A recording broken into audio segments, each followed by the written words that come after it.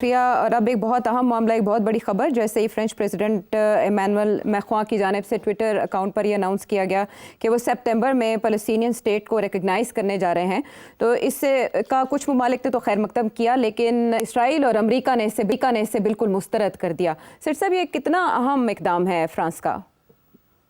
देखिए, इस वक्त सिचुएशन ये है कि 193 मुल्कों में से 147 ने ऑलरेडी पैलेस्टाइन को रिकग्नाइज किया हुआ है। जी। अब G7 जो सबसे इंपॉर्टेंट कंट्रीज हैं, उनमें से किसी ने नहीं किया था।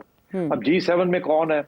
G7 में अमेरिका, कनाडा, यूके, इटली, 4 ये हो गए, जर्मनी, फ्रांस और जापान। जी। ठीक, ये 7, दिस इज G7। अब ये इनमें से किसी ने नहीं किया था।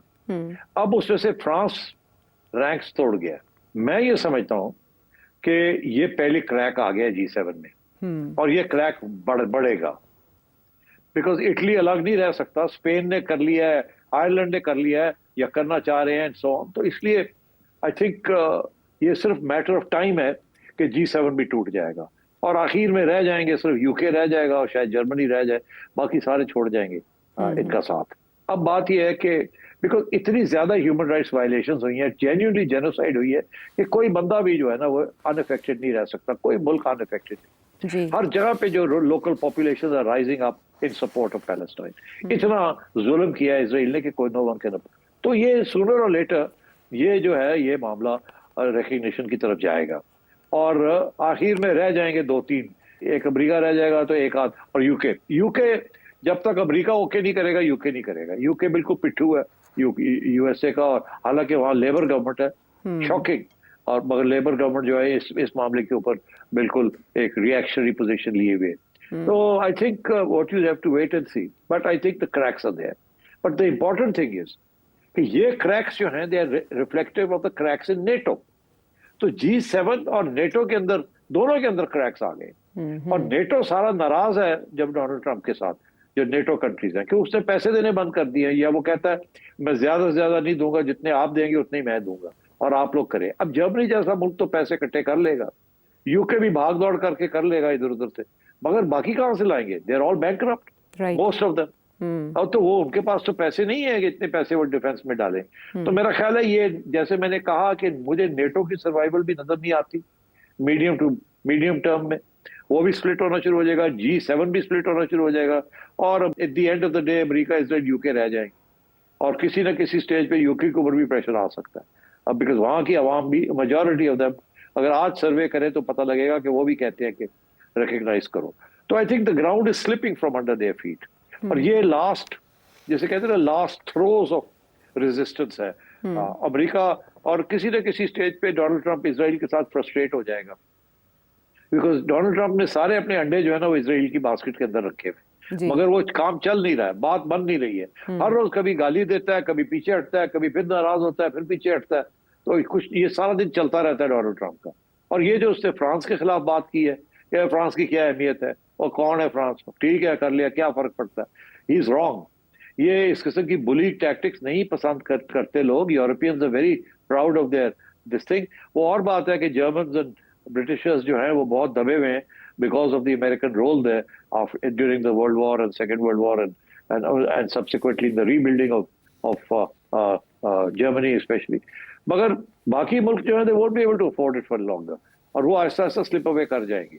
सो आई थिंक डोनाल्ड ट्रंप को किसी न किसी स्टेज पे रियलाइजेशन होगी कि he has to take a hard line with Israel, और वो कब होगी I can't say, but I think ये जो एब्राहम अकॉर्ड्स है ना, this is going to be very critical, कि लेन देन की जब बात होगी तो this will be very critical. और मेरा अपना ये ख्याल है कि इस लेन देन के अंदर कोई ना कोई सोल्यूशन 1-2 साल में निकल आएगी। अच्छा सेठ साहब, जैसे आपने कहा कि पब्लिक ओपिनियन या सर्वे आया फ्रांस में सामने, और उसके बाद ये इकदाम सामने आया कि अभी हम मेयर लंदन सादिक खान, उनका भी स्टेटमेंट देख रहे हैं कि फौरी तौर पर तस्लीम किया जाना चाहिए फ़लस्तीनी रियासत को। इन हुकूमतों पर जो पब्लिक दबाव है वो असरअंदाज होकर इनको अपना मौक़िफ़ बदलने पर मजबूर कर सकता है, या इनका अमेरिका के साथ खड़े रहना इनकी मजबूरी है सर्वाइवल के लिए? देखिए, अभी तो इलेक्शन हुई है ना यूके में, अगर तो ये प्रेशर पहले आ जाता और ये इलेक्शन इशू बन जाता तो फिर मसला हल हो सकता था, मगर ये इलेक्शन इशू बना नहीं अनफॉर्चुनेटली। अब ये लेबर गवर्नमेंट जो है, ये मेजॉरिटी तो इसकी ज्यादा नहीं है, मगर किसी न किसी स्टेज पे क्राइसिस हो सकती है, बैक बेंचर रिवोल्ट हो सकता है और प्रेशर बन सकता है, बिकॉज ब्रिटेन की जो जमहूरियत है it's a very robust strong democratic, और अगर आप वहाँ की यहाँ की आवाम जो है वो बिल्कुल, कोई सर्वे होता है और वो सर्वे में पता चलता है कि इस किस्म की सिचुएशन है जो फ्रांस में थी, तो बिल्कुल प्रेशर पड़ सकता है on the current labour government कि आप कुछ अपनी पॉलिसी को चेंज करें। साहब, आपका एनालिसिस बता रहा था कि चाइना और अमेरिका के दरमियान बैलेंस रखना पाकिस्तान के लिए चैलेंज है, लेकिन जो ट्रैक रिकॉर्ड है उसमें पाकिस्तान बड़ा कामयाब रहा है कि वो उसने चाइना से भी फ़ायदे लिए हैं, अमेरिका को भी राम करता आया है, तो कामयाबी से बैलेंस रखा। और अब क्या मामलात हो सकते हैं वो भी आपने बताया, लेकिन जब आपने इंडिया का तस्करा किया और आपने कहा इंडिया के लिए तो ये दोहरी मुश्किल है, उस दोहरी मुश्किल का इलाज लगता है कि भारतीय सरकार कुछ कुछ समझ रही है, स्पेशली जब चीन की जानिब से एक बड़े डैम का ऐलान किया गया, उसकी तामीर का ऐलान किया गया, तो हमने देखा कि भारत ने 2020 के बाद जो जहां जहां पाबंदियां लगाई थी, जहां जहां सख्तियां की थी चीन के साथ, वीज़े खोल दिए हैं, इसके अलावा जो सरमायाकारी पर सख्तियां की गई थी वो नरम करने का इंदिया दिया है, झुकाव नजर आ रहा है, मेल्टडाउन नजर आ रहा है जो इंडिया की पॉलिसी है रिलेटेड टू चाइना। तो सरेंडर समझे हम इसका खामोशी से इंडिया का चाइना की तरफ? नहीं, ना सरेंडर है ना मेल्टडाउन है, ऐसी कोई बात नहीं है, सिर्फ बैलेंसिंग एक्ट है। इंडिया को इस बात का एहसास हो गया है कि अब चाइना को भी न्यूट्रलाइज करके रखना है, तल्लुकात अच्छे होने चाहिए, लड़ाई झगड़े बॉर्डर इश्यूज के ऊपर नहीं होने चाहिए और तजारत वापस रिस्टोर करनी चाहिए, इसीलिए ये कदम उठाए जा रहे हैं। क्योंकि इंडिया को नजर आ गया कि चाइना बहुत seriously is not tilting towards Pakistan, और ये इंडिया के फायदे की बात नहीं है।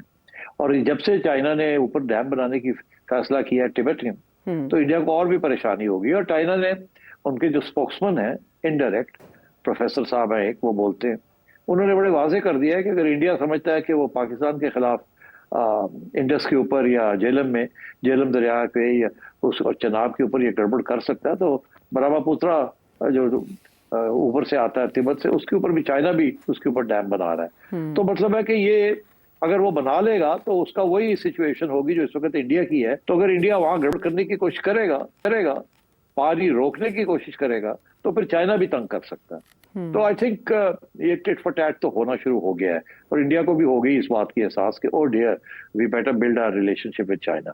मगर इतना आसान नहीं होगा ये वीजे खोल देना बिजनेसमैन के लिए, या ये बॉर्डर इश्यूज के ऊपर थोड़ी बहुत आगे पेशकदमी करना। प्रॉब्लम सबसे ज्यादा ये है इंडिया का कि India is in the American camp, like Pakistan is in the Chinese camp जी। और पाकिस्तान ने अमेरिका के साथ, इंडिया ने बैलेंस करना है चाइना के साथ। China is firmly in the Pakistan camp, तो इसलिए मुश्किल हो जाएगा ना चाइना के साथ बैलेंस करना। Whereas America is not firmly in India camp, right, इसीलिए तो तकलीफ हो रही है इंडिया में। तो पाकिस्तान के लिए बैलेंसिंग आसान है vis-a-vis America compare to India's balancing with China vis-a-vis Pakistan. तो इसलिए I think Narendra Modi is in trouble, और इंडिया के अंदर भी बड़ी तनकीद होनी शुरू हो गई है नरेंद्र मोदी की। और आपने देखा वहां और भी अब इलेक्शन से पहले बिहार में और भी इश्यूज खड़े होने शुरू हो गए हैं। आरएसएस वाले जो है वो खड़े हो गए हैं, कोई कह रहा है 75 साल की उम्र पे आप रिजाइन करें या छोड़ दें।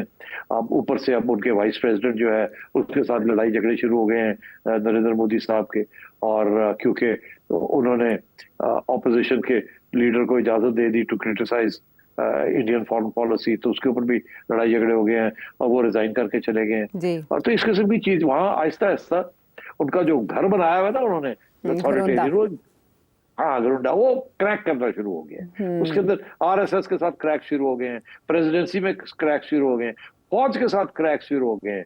फौज का मौकफ जो है वो नरेंद्र मोदी मानता नहीं है। उसने कोशिश की है कि सारी के सारा ब्लेम जो है वो जो फेलियर हुआ है उसे दूर का वो फौज के ऊपर डाले।